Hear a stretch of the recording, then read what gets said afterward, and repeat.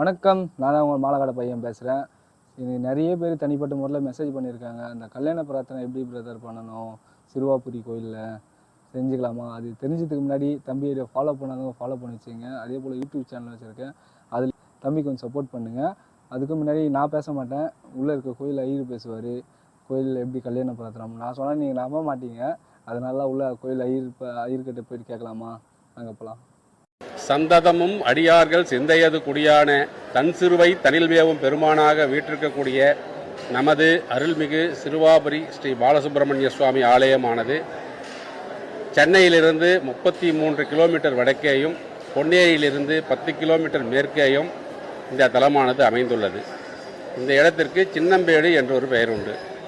சிறுவர் போர்புரி சிறுவாபுரி என்று பெயர் வந்துள்ளது.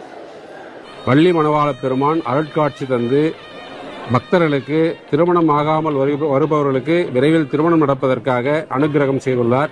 உற்சவர் ஜபமாலை கிண்டியுடன் கட்காஸ்தம் வள்ளி மனம் புரியும் போது கைப்பிடித்து மணவரியை சுற்றி வருவது போல் ஒரு காட்சி அமைந்துள்ளது. எல்லா இடத்துலையும் வள்ளி தேவசேனாவோட முருகன் இருப்பார். இங்கே பிரார்த்தனை பண்ணுறவர் வள்ளி மாத்திரம் இங்கே திருமணத்துக்காக பிரார்த்தனை பண்ணுறவருக்கு ஒரு 6 வாரம் எந்த கிழமையில் வரணும் அதே கிழமையில் பிரார்த்தனை பண்ணிட்டு போகிறது ஒரு சீக்கிரமாக விரைவில் திருமணங்கள் நடைபெறும் என்பது ஐதீகம். இங்கே அது மாதிரி நிறைய பேர் வந்திருக்காங்க. நிறைய பேருக்கு திருமணங்கள் நடந்து இந்த ஆண்டு வருவதில் அடுத்த ஆண்டு வருவதற்குள் திருமணம் முடிந்து வருவது கண்கூடாக காணக்கூடிய காட்சியாக உள்ளது. முருகன் இங்கே எவ்வாறு கைப்பிடிச்சு மணவரையில் இருக்காரோ அது மாதிரியா இங்கே பிரார்த்தனைக்காக வரவங்களுக்கு விரைவில் திருமணங்கள் கைகூடும் என்பது ஒரு